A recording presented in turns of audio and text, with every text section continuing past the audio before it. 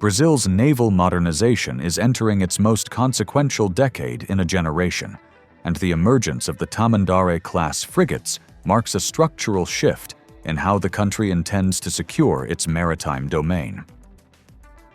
After years of operating aging surface combatants inherited from the 1970s and supplemented with second-hand vessels from Europe, the Brazilian Navy is now preparing to field a class of modern, modular, and domestically assembled frigates that will serve as the backbone of its fleet well into the 1930s and beyond.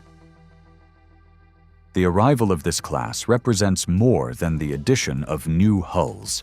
It signals Brazil's ambition to build a self-sufficient naval industrial base, strengthen its control over the vast maritime region known as the Blue Amazon, and position itself as the dominant naval power of the South Atlantic. Brazil's maritime geography dictates this transition.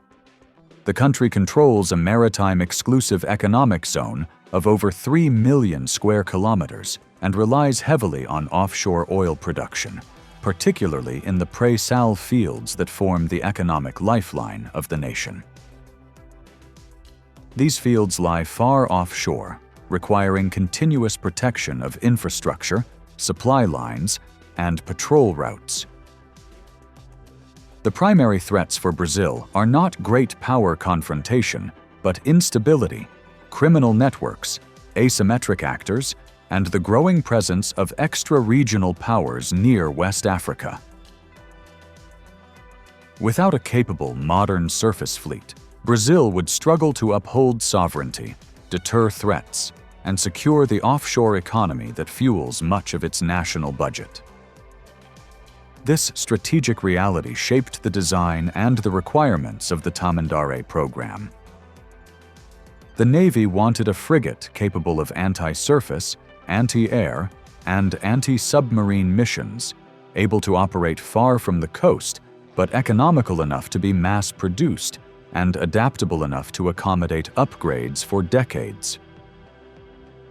The decision to adopt the German MEKO A100 architecture reflects these priorities. Its modularity, stealth shaping, and open systems design allow Brazil to customize the platform while gaining access to European industrial know-how. It is a rare case in which Brazil selected a foreign design that integrates smoothly with local industry, rather than forcing an expensive, purely indigenous effort. The program's timeline emphasizes this new seriousness.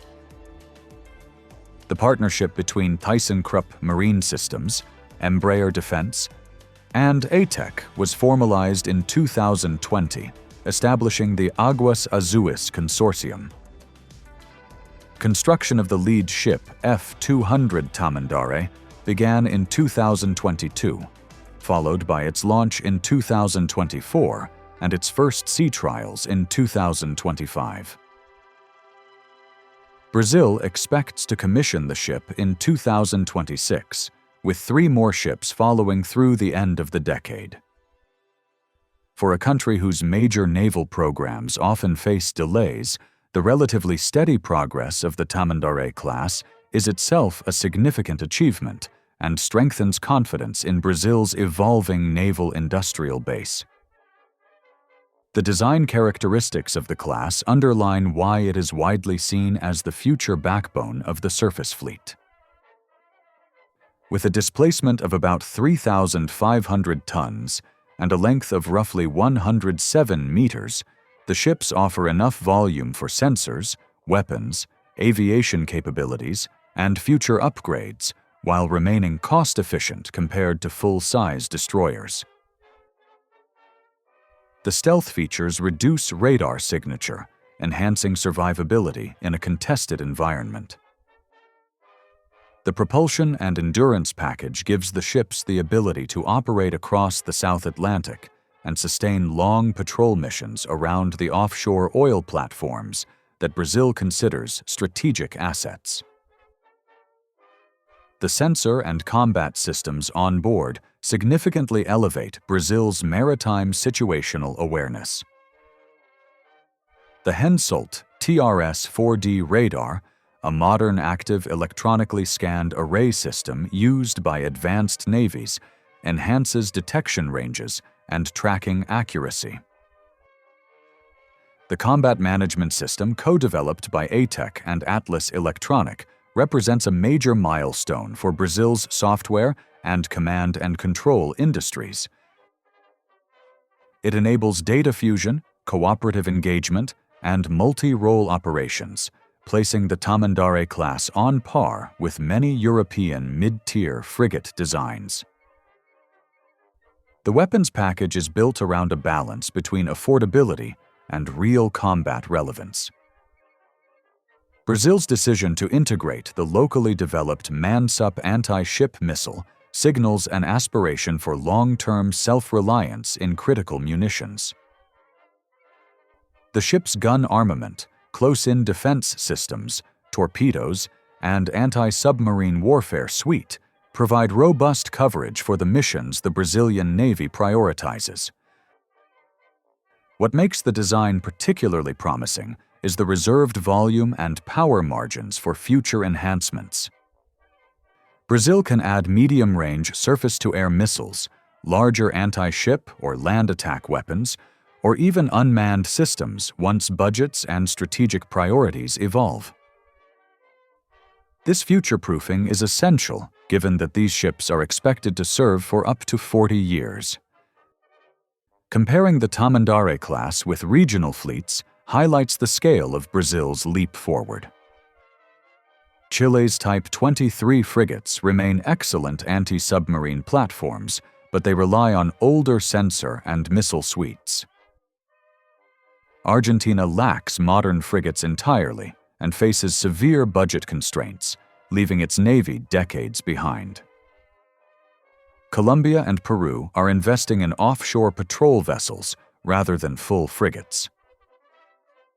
By fielding a modern European-grade design built partially in domestic yards, Brazil is cementing its position as the uncontested naval leader of South America. The Tamandare-Class is not simply catching up to regional rivals, it is establishing a new standard. The program's industrial dimension is equally significant. Embraer Defense, best known for aerospace technology, is now expanding into naval production. Atech's work on combat systems could position it as a future exporter of naval software solutions.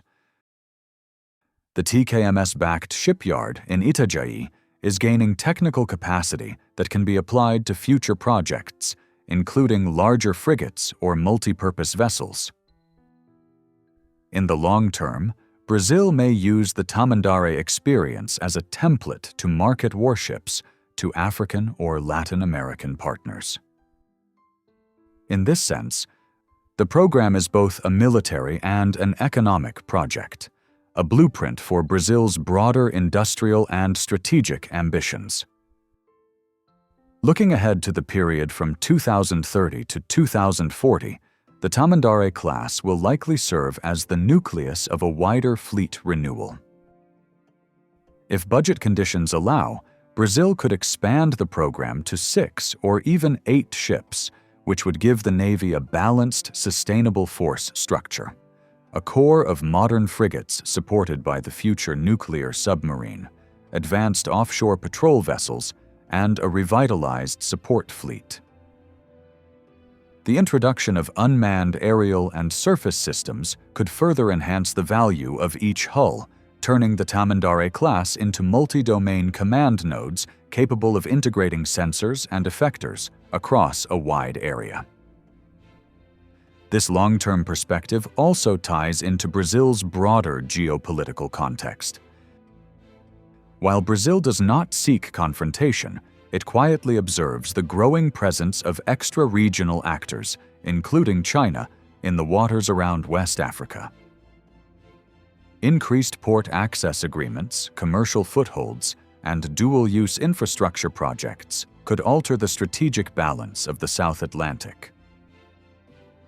A modern, flexible frigate class enables Brazil to maintain autonomy, protect its interests, and avoid relying excessively on any external power. In this way, the Tamandaré-Class supports a Brazilian strategic doctrine based on sovereignty, self-reliance, and long-term deterrence. In conclusion, the Tamandare-class frigates represent a turning point for the Brazilian Navy. They offer modern capabilities, industrial participation, and strategic flexibility at a moment when Brazil needs all three to secure its maritime future. These ships are more than platforms. They symbolize Brazil's emergence as a confident South Atlantic actor with the tools to shape its environment for decades to come.